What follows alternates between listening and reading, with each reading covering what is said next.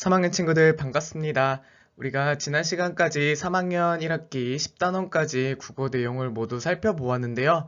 원래 2학기 내용으로 바로 넘어갈까 하다가 여러분들의 학습을 조금 더 도움을 주기 위해서 두 개의 단원씩 묶어서 우리가 지금까지 배웠던 내용을 복습해 보도록 하겠습니다. 오늘은 1단원과 2단원 내용을 복습해 보는 시간을 갖도록 하겠습니다.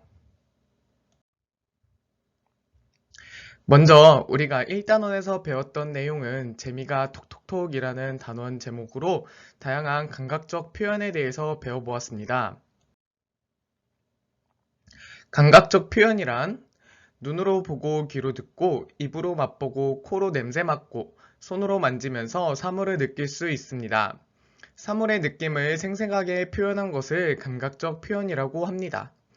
여기서 가장 중요한 것이 어떠한 느낌을 생생하게 우리가 눈과 귀, 입, 코, 손 등으로 이렇게 다양한 느낌을 느끼면서 생생하게 표현한 것을 감각적 표현이라고 하는데요. 우리가 함께 풀어봤던 문제 중에 선생님이 한 가지를 가져왔습니다.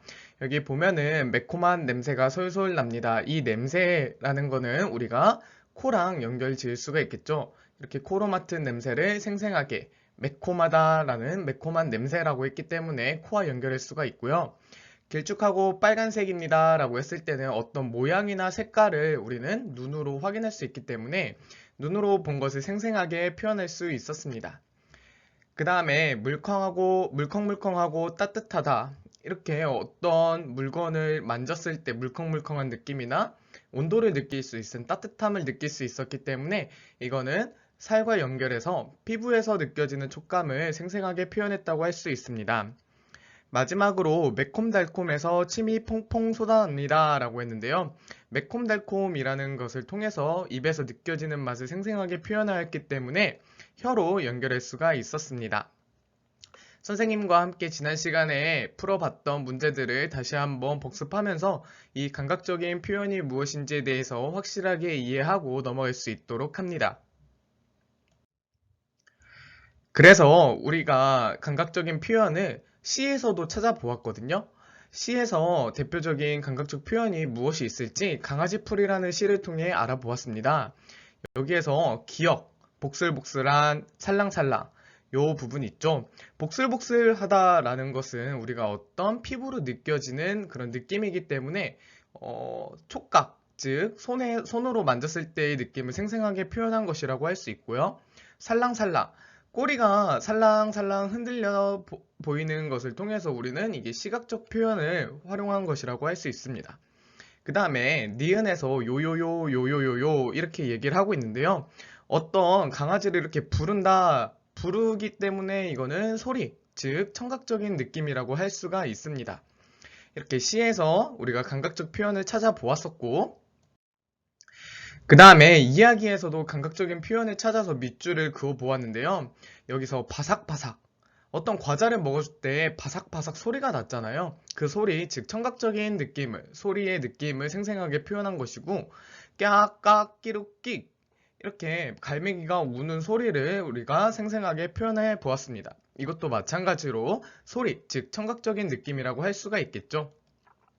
그 다음에 끈적거리고 라고 했는데요. 끈적끈적하다라는 이게 촉각, 즉 피부로 느끼는 거기 때문에 촉각의 느낌을 생생하게 표현했다고 할 수 있고, 비린내, 어떤 냄새, 생선의 그 바다 냄새 있죠? 이 냄새를 감각적으로 표현했기 때문에 이거는 후각, 즉 코로 냄새 맡은 후각적인 느낌이라고 할 수 있습니다.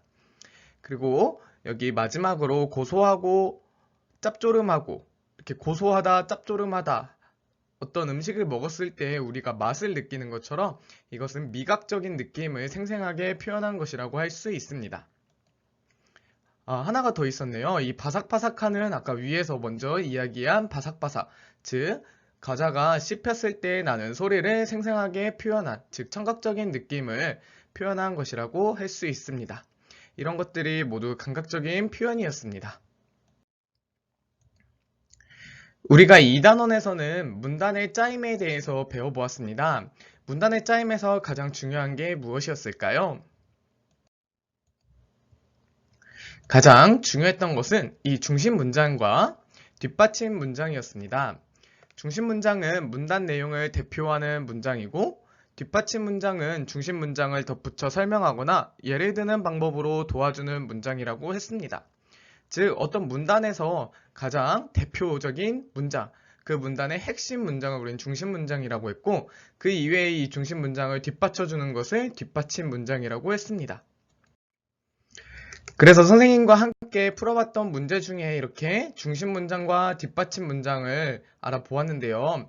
여기 중심 문장이 우리 주변에는 다양한 직업이 있습니다 라는 문장이 있을 때 이 문장 뒤에 나올 수 있는 뒷받침 문장은 이 직업과 관련된 문장들이 나와야겠죠.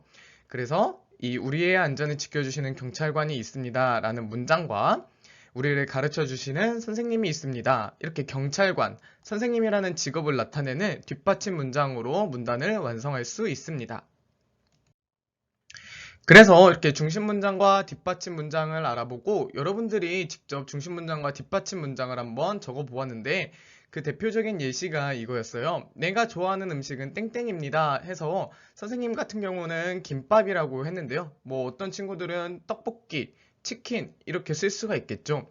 이게 가장 대표적인 중심 문장이라고 할 수 있고 이 중심 문장을 뒷받쳐 주는 문장들을 우리가 좋아하는 이유와 맛, 그리고 재료로 이렇게 더 완성을 해서 문단을 완성할 수가 있었습니다. 그래서 좋아하는 이유는 뭐 소풍을 갈 때 먹기 때문입니다. 이렇게 쓸 수가 있고요. 뒷받침 문장의 맛은 고소하고 맛있습니다. 재료는 뭐 김, 밥, 단무지, 햄, 맛살, 당근, 달걀 등이 들어갑니다. 이런 식으로 문장을 완성할 수가 있습니다. 만약에 뭐 치킨을 좋아하는 친구 같은 경우는 치킨을 좋아하는 이유는 가족들과 함께 먹었을 때 더 맛있기 때문입니다. 맛은 매콤한 맛도 있고 고소한 맛도 있고 다양한 맛들이 있습니다.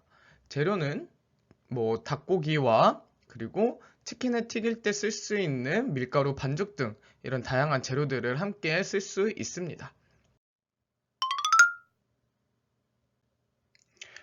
이렇게 우리가 1단원에서 재미가 톡톡톡해서 감각적 표현에 대해서 알아보면서 시와 이야기에서 감각적 표현을 찾아보았고 2단원에서 문단의 짜임을 통해 중심 문장과 뒷받침 문장을 이해하고 중심 문장과 뒷받침 문장을 여러분들이 직접 써보는 활동을 해보았습니다. 다음 시간에는 3단원, 4단원 내용을 복습해보는 시간을 갖도록 하겠습니다.